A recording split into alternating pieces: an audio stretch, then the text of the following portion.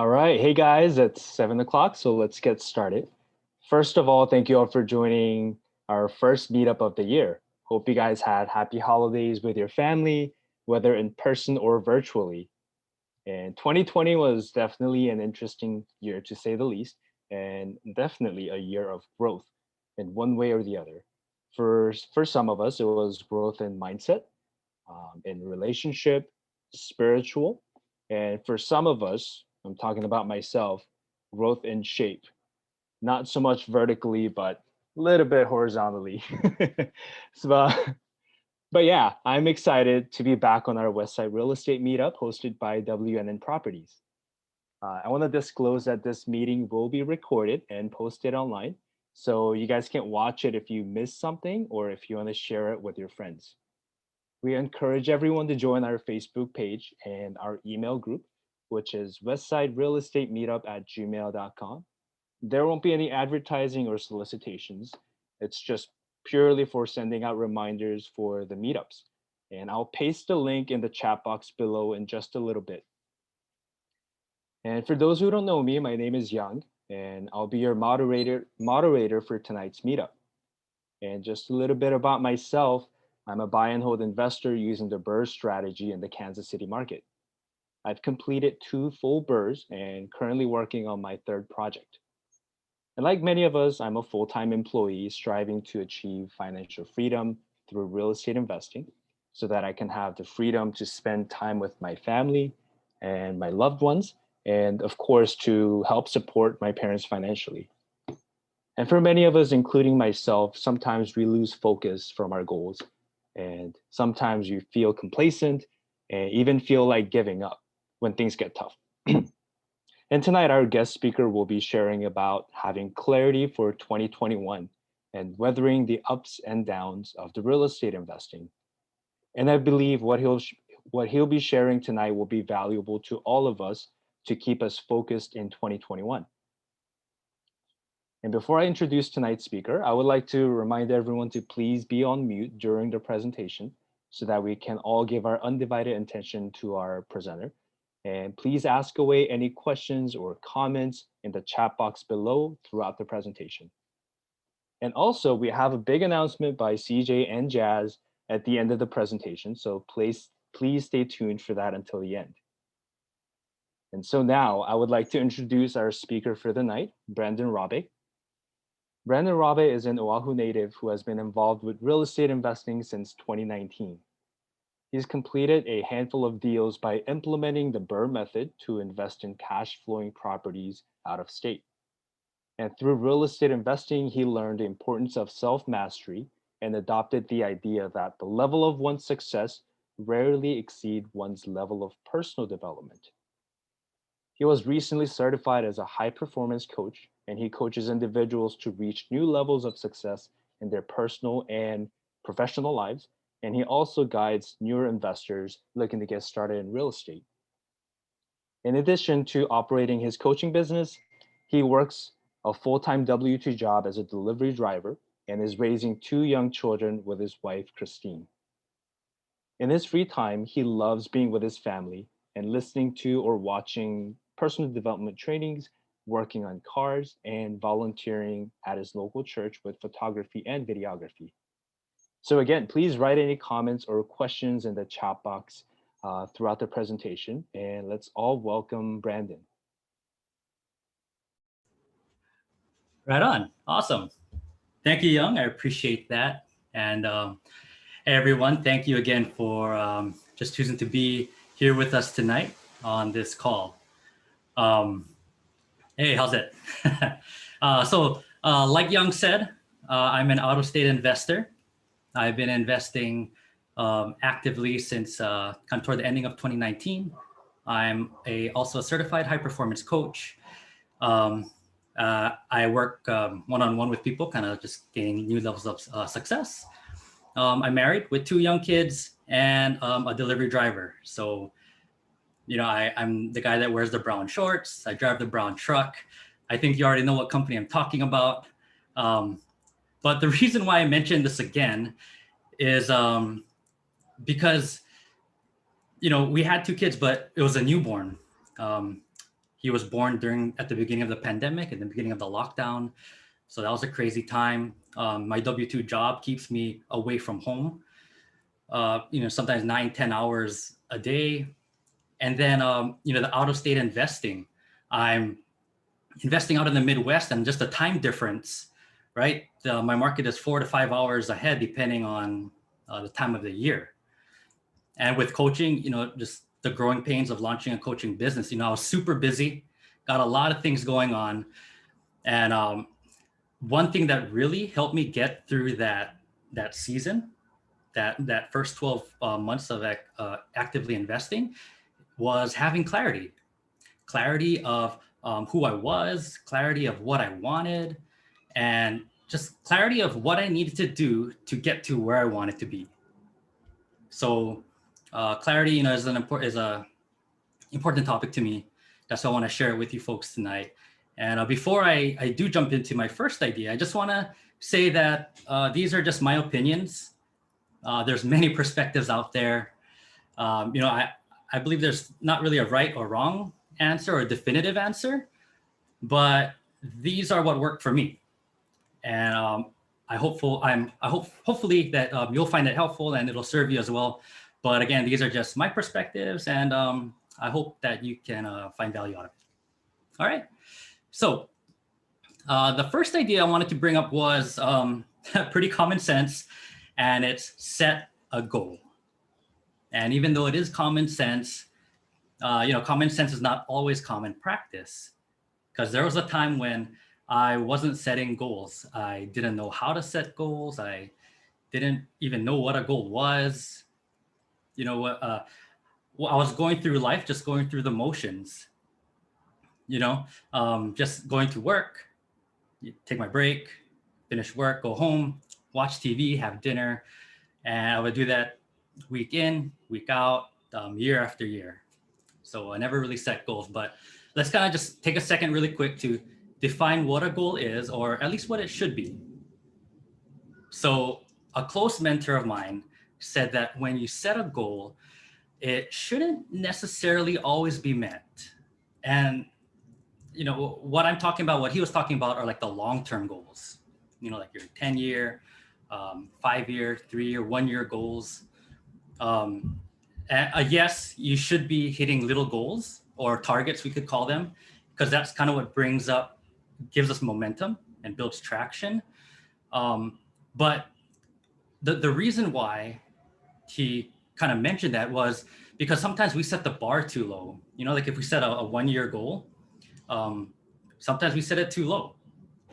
But by setting kind of bigger goals, it forces us to stretch and to grow and to learn new things that we previously would have never thought that we would know or get to. If you're familiar with this author, his name is Zig Ziglar. He's also a famous speaker. He says that the intention of a goal isn't to be reached, but rather to develop the person into becoming the type of person who reaches the goal. So, speaking of setting the bar low, in my situation, my 12-month goal at the beginning of my real estate career was basically just to learn. Learn as much as I could about investing, listening to podcasts, reading the books, meeting with people. But what I was really doing was I was holding myself back because I was afraid of failure. I was afraid of judgment, right? If I told people that I wanted to achieve this really big thing and then I didn't hit it, then I'd feel shame. I'd feel like a failure. Well, during that time of networking and meeting with other investors, I got to sit down with people who were rock stars in my eyes in the local real estate community. And what I learned from many of them is that they actually got to where they were without having to know every single thing about real estate. They didn't wait till they read 10 books, or they didn't wait till they went through a whole season of a podcast or whatever. But what they did know was what they wanted. They wanted to leave their jobs. They wanted to have more time with family. They wanted freedom, freedom to do what they want, with who they want, whenever they wanted to, right? So they got clear on what they wanted and then set their big goals around that. And what that looked like for me was I wanted to leave my job in 10 years. That was my big goal. So if I take that big goal and I work it backwards and reverse engineer it, it looks like I needed to purchase at least one property every year to hold free and clear so I can replace my income. So that became my new 12-month, 1-year goal. It went from learning about real estate to actually purchasing a property. Because for me at that time, that was a stretch. I've never been in a real estate transaction before. Where I live now, we don't own it, rent it, right? So I totally knew setting that goal of purchasing one property for me, that was me stretching myself. So that was the revised goal. Next, I had to get clear, or I needed to get clear on what exactly I needed to do each day. So that's focusing on analyzing deals, at least one per day, putting out offers at least twice a week, building the team, speaking with agents or contractors, property managers, networking with others. And really what I was doing though was I was becoming the type of person who reaches that type of goal. I was becoming the type of person who can purchase a property at the end of 12 months, right? Just like what Zig Ziglar said. So fast forward at the end of those 12 months, we didn't close on one property, but we ended up closing on 4 properties. And although they're not free and clear, it doesn't really matter. Like it still moves me closer to my 10-year goal. But I think more importantly, I gained knowledge and I gained experience to accelerate the process to where now maybe I can leave in 8 years or 4 years or this year, who knows, right? Basically, I got clear on what I wanted and what I needed to do by setting a goal that was a bit outside of my reach and not allowing external circumstances to distract me or get me off course. The next idea that I had that helped me, as far as weathering ups and downs in investing, is taking ownership of my decisions, like every single one. I'm sure you folks can agree that the very nature of investing has risks. And as investors, we need to be aware that things can go sideways just as quickly as things can go upward or in our favor. But we have to be okay with whatever the outcome may be. That's why it's so important to plan and prepare for worst case scenarios. I have 2 examples that I wanted to share, 2 properties that we went through. So the first one is going to be our first rental property. It was a 3-1. It was in a great area, a long-term tenant that took care of the property. It was already performing, right? Didn't need any repairs or updating, and it was priced below market value. So everything was great. However, the previous owner, or that current owner, many years ago, they actually converted the garage into a bedroom to make it a 3-1. The only thing is that it was never recorded, so on paper it remained a 2-1. If you're familiar with the BRRRR strategy, that second to the last R is refinance, right? We want to recapture most, if not all, of our initial capital that we put into the deal. Well, during the refinance stage, if the appraiser were to go in and appraise it as a 2-1, because it's recorded as a 2-1, well, now we're going to be leaving in more money than we'd like, even though it's a 3-1. But taking into consideration extreme ownership and being clear on what I wanted and needed to do, I planned for worst case scenario. For me, worst case scenario looked like leaving in 25% of what we put in of the ARV. Was I okay with that? Not 100%, but going back to that goal, right? My goal was to get one property. And if worst case does play out, I needed to own that decision by knowing that I gained a little bit more experience and knowledge to do better the next time, right? I'm becoming the type of person who reaches that type of goal. So fast forward to the refinance stage. the property ended up appraising a bit more than what we had anticipated, and I was able to walk away with pretty much everything and a little bit more than what we had put in. So it was a win, it was a home run. But we wouldn't have reached that point if I didn't take ownership of the fact that it could go either way. It could have went the other way, right? They could have just appraised it as a 2-1 and then leaving in way more money than I'd like. So, but because I took ownership of that, it could happen. It worked out. We got to walk away with, or now we own a nice deal. Second example is another property that we closed on.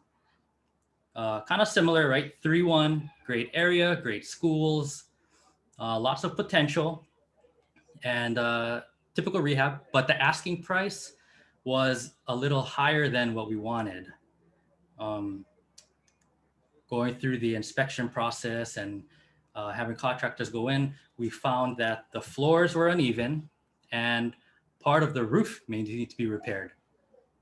Because of that, we were able to negotiate a price that I felt a bit more comfortable with, even though it wasn't ideal. It was still much better than what they were asking. And I made the decision to close and move forward based on the information of the reports that we received. So we close, we go into the second day of the rehab, and I get a call from my contractor saying that there's a roach infestation and termite damage. And, the walls got to be replaced and all those things. And I was a little bummed because there was an actual termite report in the contract that we received, and the guy said there's no evidence of termite damage. So, but whatever, what can we do, right? We already closed, and it's okay. That's why we set aside contingencies for that purpose. So we got roaches and termites. The next day, demo revealed that there needed to be some plumbing replaced in the kitchen and in the bathroom, and I guess they didn't see it during the inspection, but it is what it is because we're closed on it already. And yeah, we have contingency set aside for that and we'll deal with that. Now, about a week into the rehab, I get a call from the contractor and he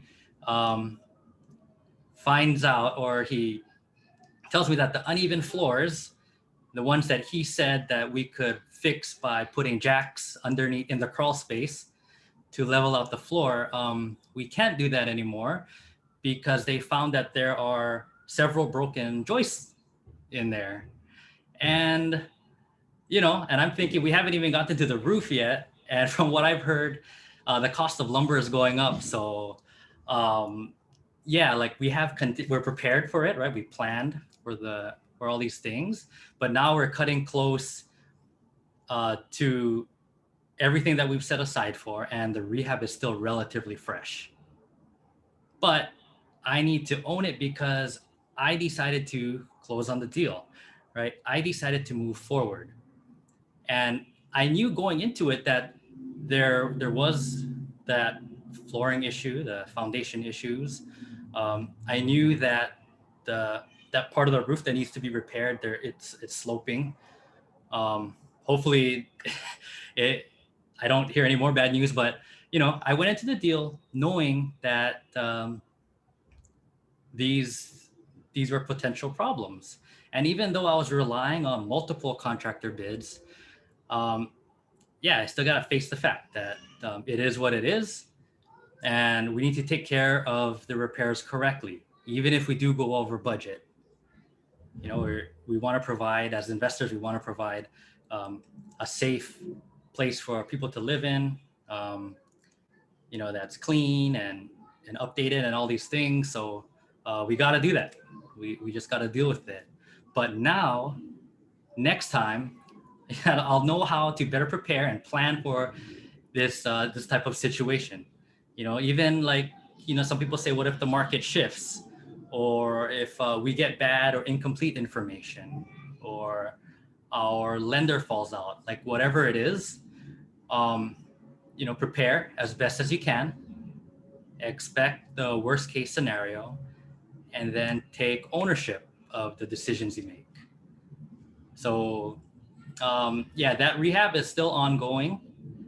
I will update you folks when it's done. Hopefully, there's no other surprises. But again, it is what it is.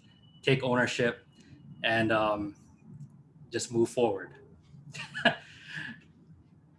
So another idea that I had that I wanted to share tonight um, is really people, the subject of people, like who you surround yourself with, who's keeping you accountable, um, who's encouraging you to grow and be a better investor, or if you're still brand new, right? Like who's guiding you or giving you advice.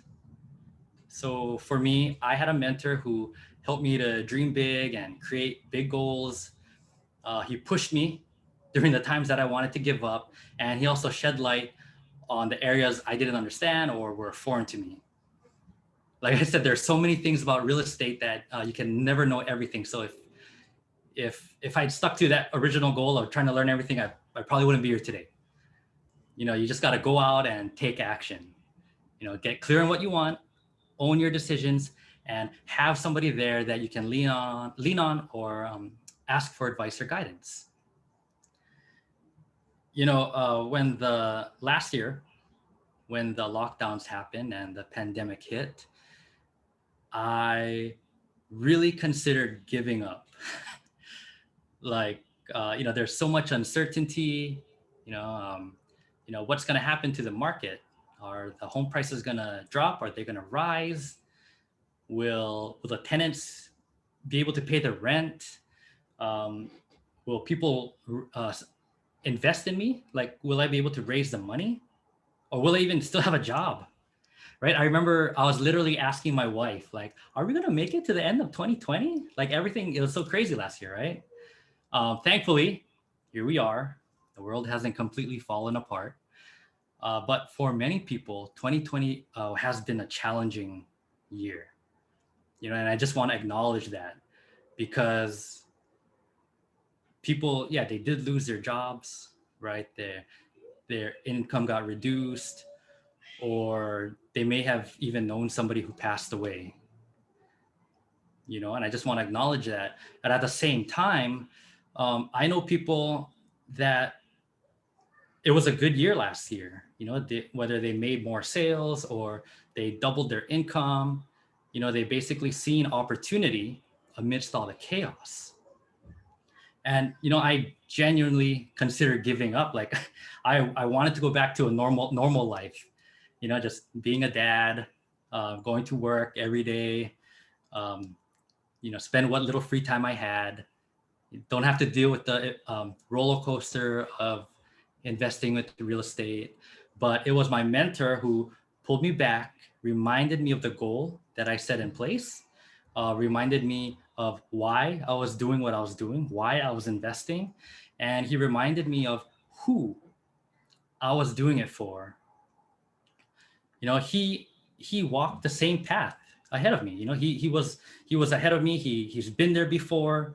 You know, he reassured me it's going to get harder before it gets better, right?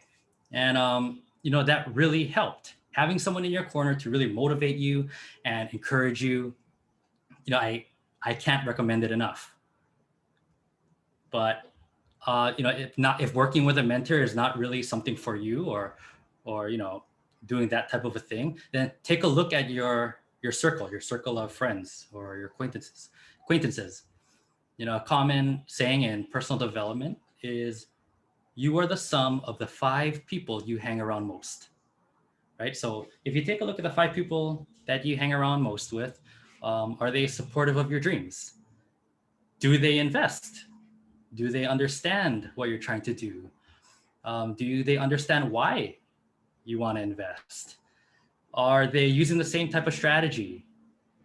Um, where are they in their investing career? Like, are they 3 steps ahead of you? Are they 10 steps ahead of you? You know, another cool thing that I found along the way, you know, with networking and stuff, is there's a lot of really good people in real estate. I mean, I hope you folks see that too.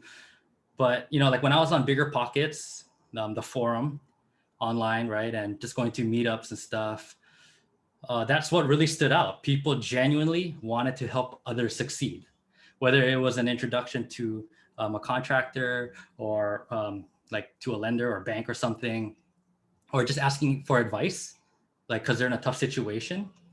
And even taking people out to lunch, like that, that was weird to me. I mean, not weird, but I was surprised how normal it was. Like, hey, you're investing in real estate, let's go have lunch with them. And that's what people did, you know? The people in the RE community were just overwhelmingly helpful. And sure, you're gonna have people that won't be helpful or will, they'll prey on newer investors and stuff. But I feel there's a real camaraderie when you hear about another person investing in real estate, or they have the same goals and the same dreams as you. Um, like even like people that they put money into turnkey properties, and they'll spend 100 grand and buy 4 single families. Like that's totally fine. That's cool. There's nothing wrong with that. Like if that's your goal and you want to achieve it, that's totally fine. But I think the mindset is a little bit different um, from those type of investors to other investors who, like they'll go out, they'll go door knocking, driving for dollars, building a team, or like actually going in and doing the rehab themselves.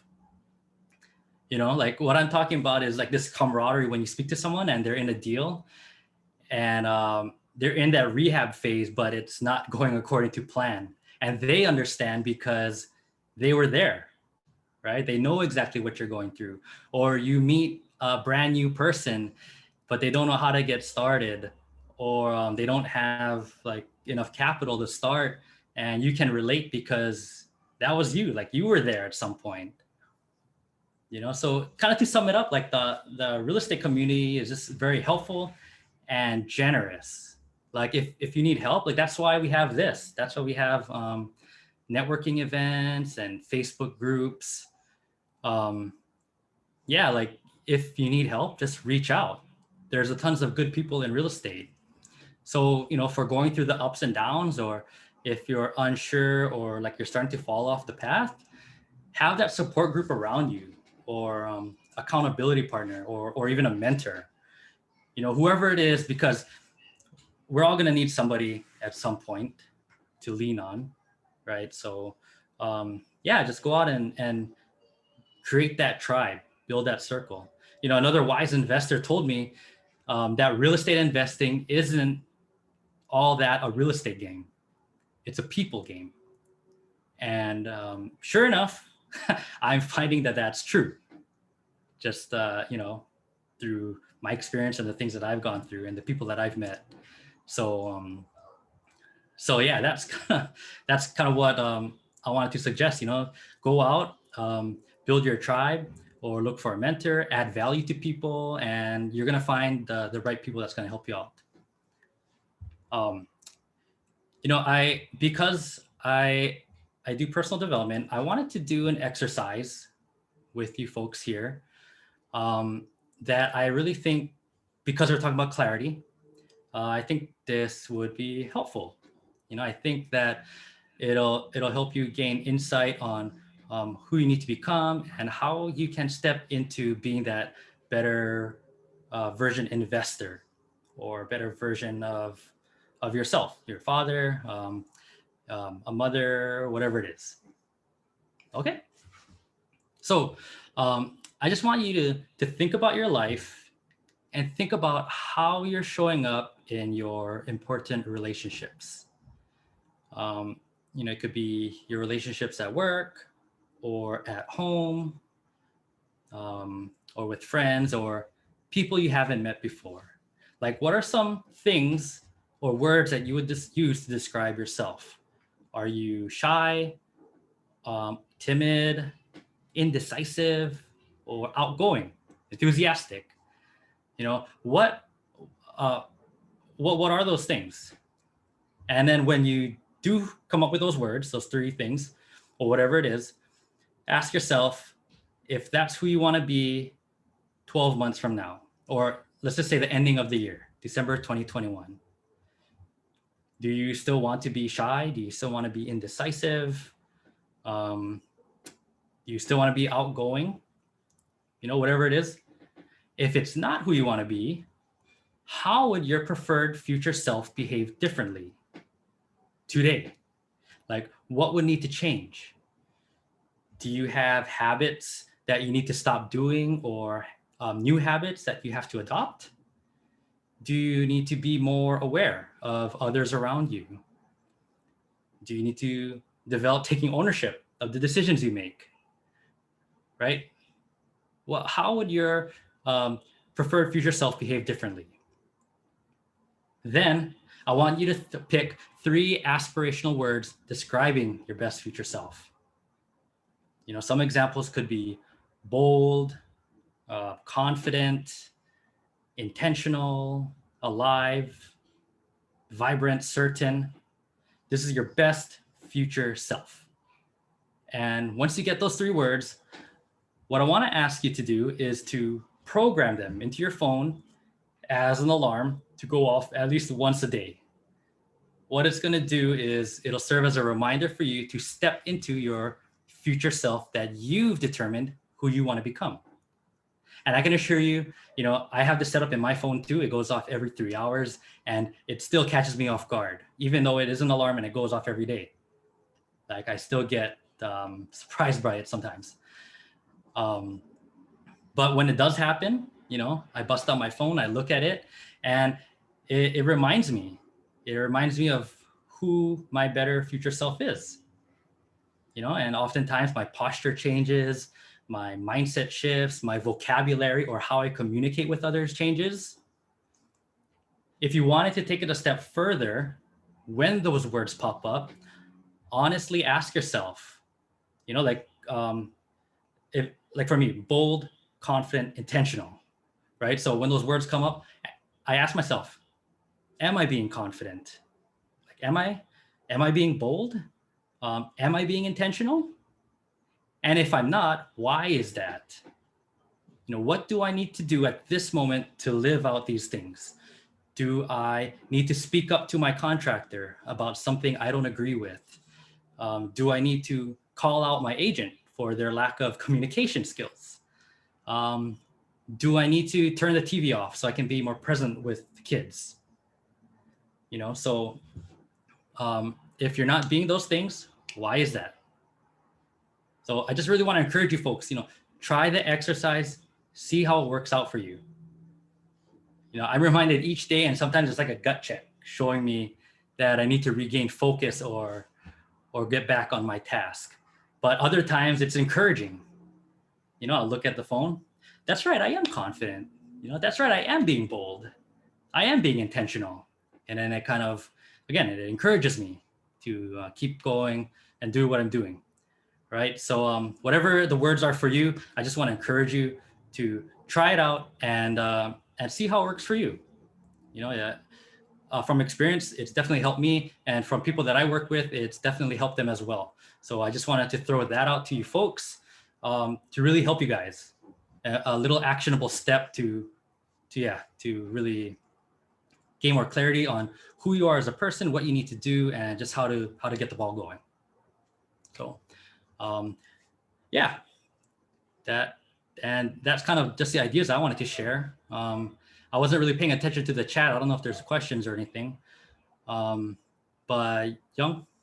Yeah, hey, thanks, Brandon, for sharing that. I think that was very inspirational.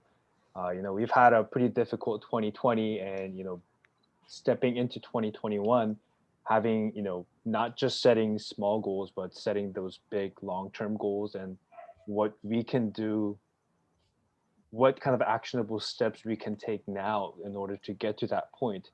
And I think that's awesome. And, Yeah. I agree with you. I think mindset is everything, right? It can open the doors for the opportunity, but it can also be the very thing that can close the door to opportunities, right? Yeah, for sure. So Yeah. so thanks for sharing that. And those 3 actionable steps, I'll put it on my phone. I got my 3 words here too. Nice. And it's just little actionable things that you can do on a daily basis. And just a reminder to yourself, and say it out loud, maybe not too loud if you're around other folks. But yeah, Right. so Right. I think that's like a brain hack where you kind of reshift or Right. It's a trigger. realign. Yeah. So Yeah. awesome. Thanks for sharing that one. Yeah. Yeah, this one is, I do have a question for you. Sure. So what are some actionable steps, speaking of that, to reverse engineer your big goal down to small ones? Um, Gee, well, I think it's really going to take a lot of time to think. Like, so for example, that big goal for me was leaving my job, and so if I were to cut that in half, or let me back up. Um, my big goal, let's just say I wanted to have $10,000 of passive income per month. That's my 10-year goal. So if I cut that in half at the 5-year goal, then I should have $5,000 of income per month, right? And then what does that look like? Is it well, it was, yeah, 5 free and clear homes, or maybe it could be 20 homes, bringing in uh, $200 a month, whatever it is, right? Like kind of breaking it down in that sense, and then working back to 3 years and then 1 year. So in that first year, what do I need to do to get to the 3-year mark? So if at 3 years I need to have $2,500 of passive income, and that looks like um, either two free and clear homes bringing in the 2,500, or 3 or 4 homes, whatever it is, then cut that in half again, and then apply that to my 1 year goal. So for me, like when I hit getting that one property in my first 12 months, I ended up upping it, and I upped it to 3. Like I needed to get to 3 properties now that I have one. And just knowing that, or stretching myself again, going from 1 to 3 in that 12 months, that that kind of pushed me, and we ended up with 4 now. So basically getting clear on that or breaking down that 10-month, the long-term goal, and then cutting it in half, cutting it in half, and cutting it in half again. Um, that's what helped me break it down. Yeah. Awesome. And because your goal changed from one property a year, now it was like four last year, right? 3 or 4. So would that change what your long-term goal looks like? No, because I still want to leave. I still want to leave my job, and I'm sure along the way, um, it's going to change as far as how I reach that number. But my long-term goal is staying the same. I still want to leave. How I get there, I'm open to um, however I can get there. Maybe it's going to be passive income from something else, like from coaching or some other service that I do, or yeah, just whatever it is. It doesn't have to be specifically real estate, but I have that goal set in place, or I have the goal set in place, so I kind of know what direction to head into. Yeah. Yeah, I think maybe I was trying to get to like maybe it doesn't have to be 10 years anymore because you're more aggressive than you originally anticipated, right? Oh, So okay. Right. Yeah. yeah. Yeah. Because now, yeah, like I had mentioned, right? Like now I can leave in 8 years, or 1 year, whatever it is. So, yeah, definitely. When you have that clarity, and you're moving in the right direction, and you're putting in the work, you can speed it up. Because right, it's not about hitting it; it's about becoming that person that reaches that goal. Yeah. Awesome. Thanks for that. We do have some Yeah. comments. CJ said, get comfortable being uncomfortable. Uh, yeah, some of us had to learn it the hard way. It is, you have Mm. to get used to it, even though you're not comfortable. Get used to it. Uh, Yeah, for sure. all right. And For Leo, sure. Leo says the main reason people don't get what they want is because they don't know what they want. Yeah. So, for someone like that, how would you know, How what to would even you tell start? them?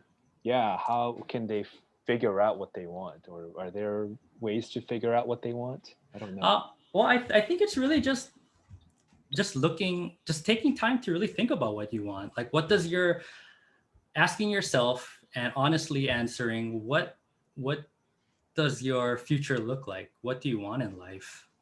Um, do you want to find a career that you enjoy, that you want to do for the rest of your life? That's fine. Um, or do you want to kind of retire early? I know a lot of people want to retire early. So what does that look like, retiring early?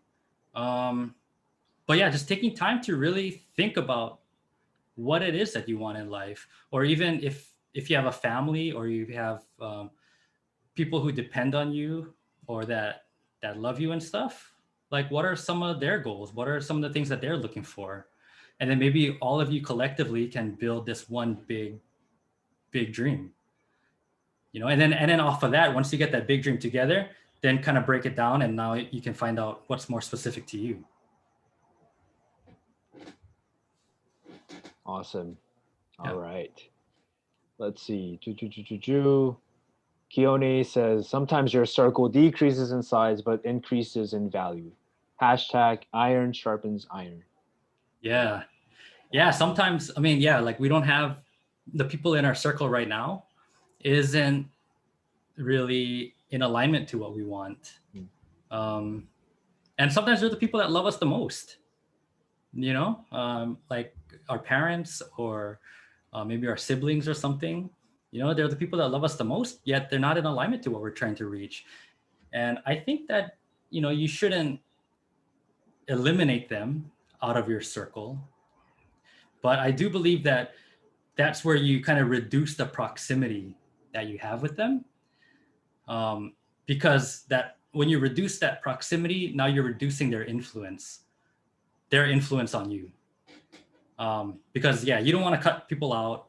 I mean, unless they are toxic. I think that's a different thing though. But like with our family, the people that love us and all that, yeah, don't cut them out. Just reduce the proximity with them, and then increase your proximity with people that are in alignment to your goals, or what you believe in, or what you stand for. And then before you know it, now you kind of built that circle that we talked about, that support group, that accountability group. And yeah, so definitely, we don't want to cut people out, but just reduce the proximity with people, and then increase the proximity with those that are more like-minded. Kind of like in things like these, the networking events and stuff. Yeah, getting to know people here.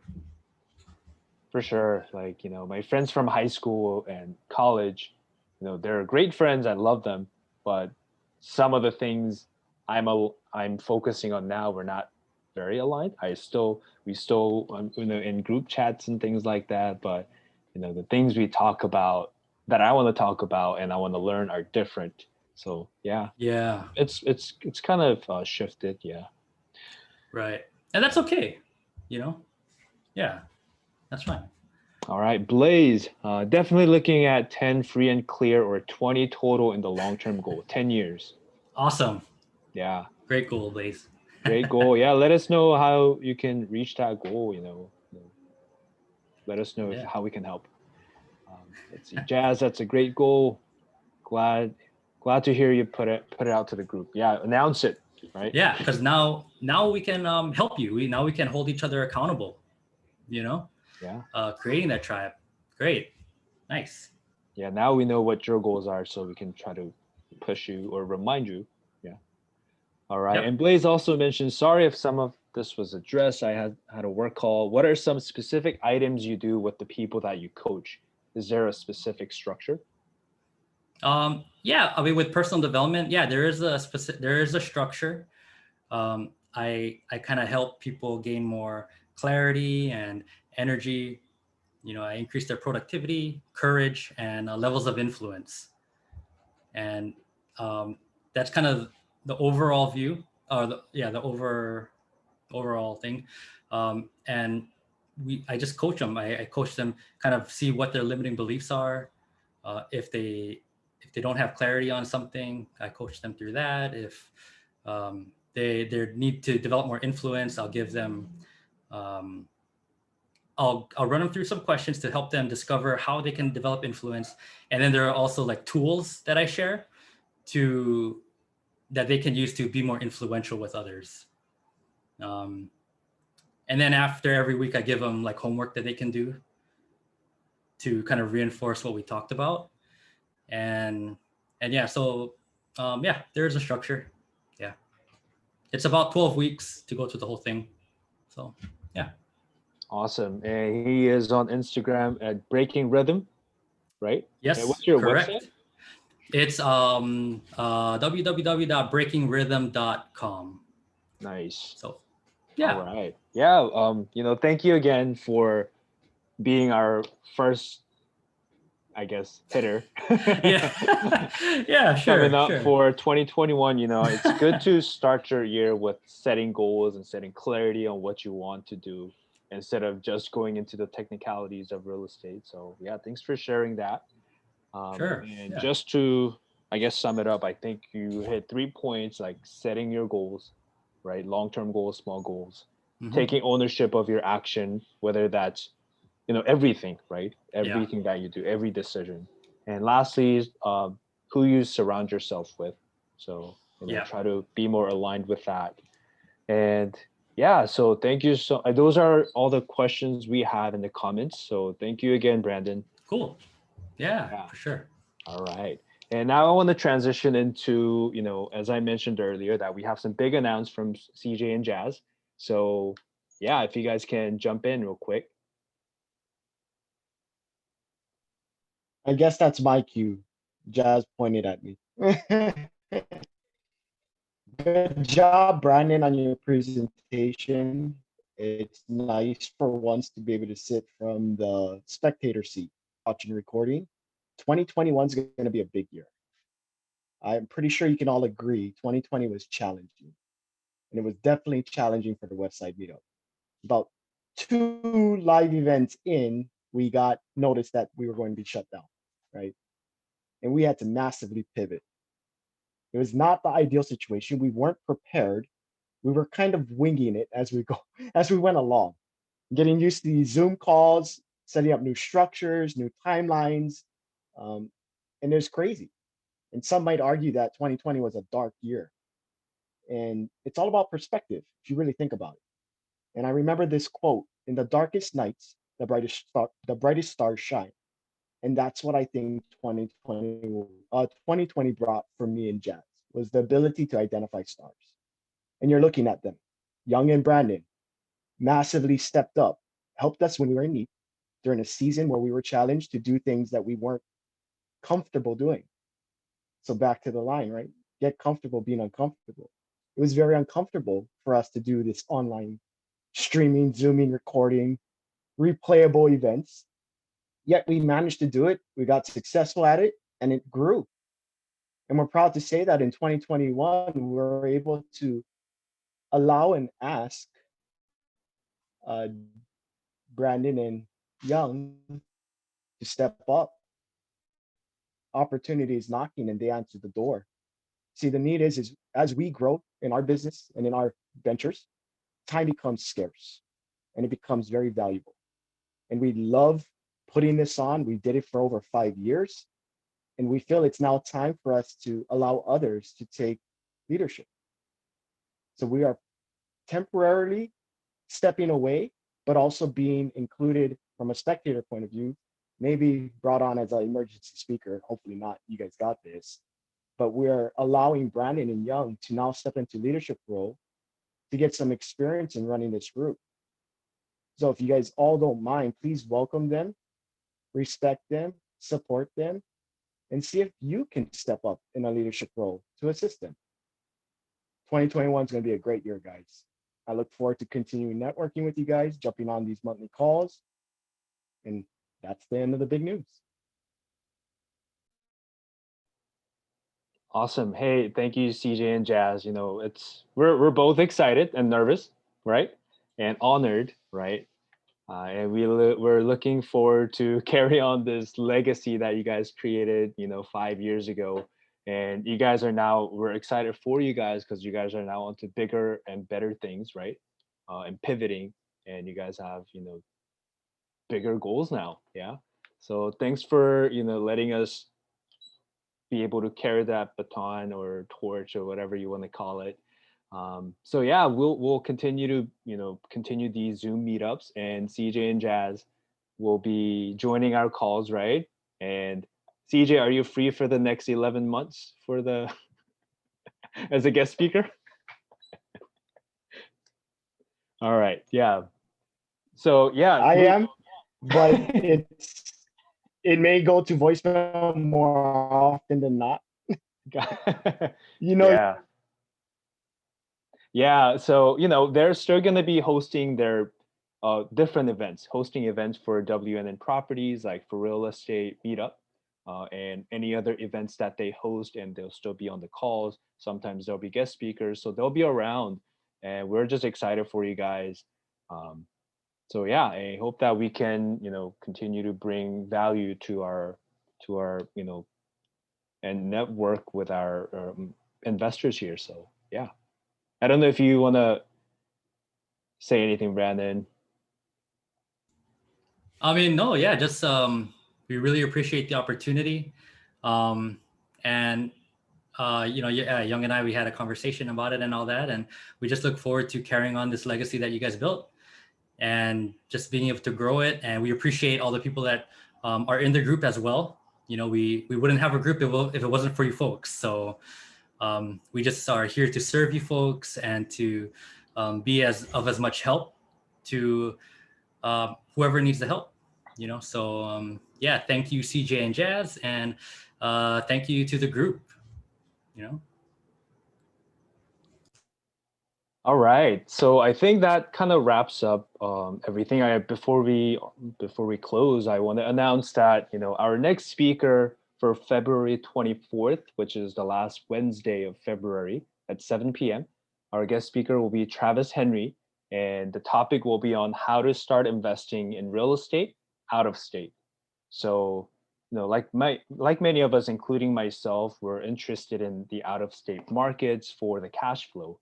So I think this would be a great topic for those who are just getting started or about to get started, or for even those who are more experienced but want to jump in the out of state game. So yeah, I think it'll be very entertaining and exciting for a lot of us. Um, so yeah, please tune.